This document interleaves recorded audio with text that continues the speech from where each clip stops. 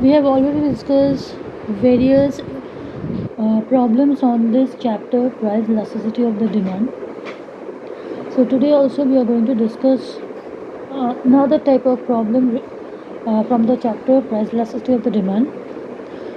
So those who haven't subscribed to the channel, please subscribe it so that you can able to get all the problems which have been solved in this channel, so that it will be easy for you to practice the sums during your exams.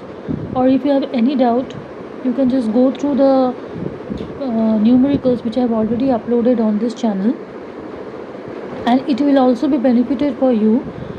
If we go through these problems, I think your doubts will be clear. So again we are discussing with the another problem on this price elasticity of the demand. So let's discuss with the problem. When the price of the sugar is rupees 5 per kg, its demand is 50 kg. When the price rises by rupees 5 per kg, its demand falls by 10 kg. Calculate the elasticity of the demand. So like the other videos, in this also we are going to write whatever things are given.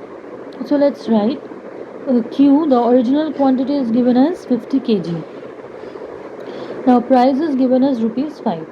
Now when the price rises by rupees 5, means the new price will be, previous price was rupees 5 and the new price have rises by 5. So if we add 5 plus 5, it will be 10.